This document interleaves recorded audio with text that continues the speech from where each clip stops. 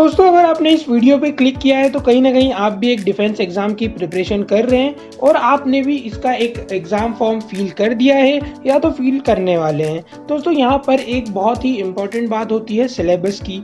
आपने exam form तो fill कर दिया और आप पढ़ रहे हैं, लेकिन आप क्या पढ़ रहे हैं वो बहुत इंपॉर्टेंट होता है। दोस्तों, ऐसे में अगर आप लोगों ने कोई भी डिफेंस एग्जाम का फॉर्म फिल किया है तो वहाँ पर आपको जीके, मैथ्स, रीजनिंग, इंग्लिश ये सभी पढ़ना होता है।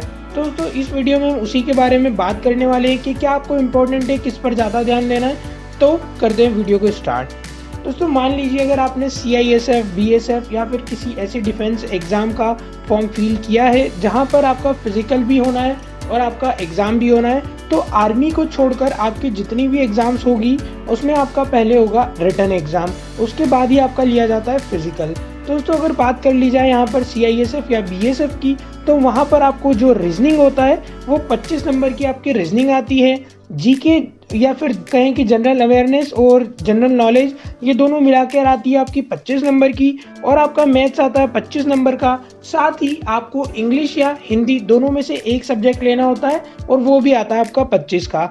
ऐसे मिला के आपकी टोटल 100 मार्क्स की एग्जाम होती है, जहां पर आपको 1 मार्क का एक क्वेश्चन देखने को मिलता है, यानी कि आपके 100 नंबर की एग्जाम में आपको 100 क्वेश्चन देखने को मिल जाते हैं। दोस्तों, ये बात हो गई यहाँ पर डिफेंस की एग्जाम के सिलेबस के बारे में। दोस्तों, अगर बात कर ली जाए यहाँ पर एग्जाम के लेवल की, तो यहाँ पर सभी गवर्नमेंट एग्जाम्स का लेवल अब बहुत ज़्यादा हाई हो चुका है, क्योंकि एक ही एग्जाम के लिए बहुत सारे कैंडिडेट फॉर्म फिल करते हैं। अगर पोस्ट निकलती है 2-3 हज़ार तो उसके फॉर्म आ जाते हैं 20-30 लाख या 50 लाख से ज़्यादा फॉर्म यहाँ पर फिल हो जाते हैं। अब दोस्तों, यहाँ पर देखा जाए तो एक एक पोस्ट के लिए कम से कम 200 से 300-500 बंदे ऐसे होते हैं जो प्री तो क्लियर कर लेते हैं, क्योंकि अगर बात कर ली जाए प्री के पहले की जो एग्ज़ाम देने जाते हैं वो तो बहुत ज़्यादा हो जाते हैं, और उनमें से भी कुछ ही होते हैं जो एग्ज़ाम को क्लियर कर सेकेंड फेज यानी कि फिजिकल तक जा पाते हैं। तो वहाँ पर भी दोस्तों बहुत सारे कैंडिडेट्स रिजेक्ट होते हैं। दोस्तों, यहाँ पर आपको मेन फोकस रखना होगा आपकी प्री एग्जाम का, और साथ ही साथ आपकी डिफेंस की प्रिपरेशन भी साथ में ही चलने देना है, क्योंकि आप लोग अगर प्री निकाल लेते हैं या फिर कहें कि रिटर्न निकाल लेते हैं और उसके बाद अगर आप मेंस या फिर फिजिकल में रुक जाते हैं तो वहाँ पर भी आपको बहुत बड़ी दिक्कत आ सकती है। इसलिए आप लोग आपकी थ्योरी एग्जाम के साथ साथ आपके फिजिकल वर्कआउट वगैरह भी चलने दीजिए।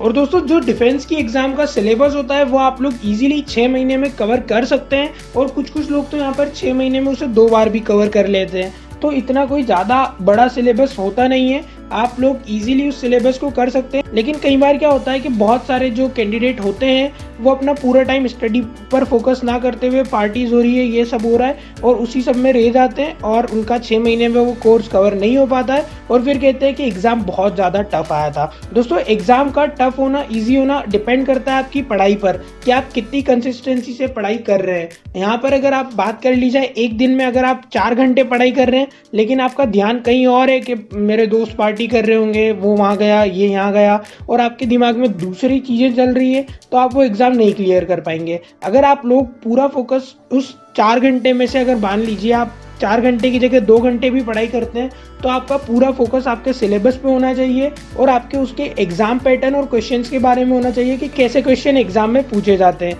तो ही आप वो एग्जाम क्लियर कर पाएंगे।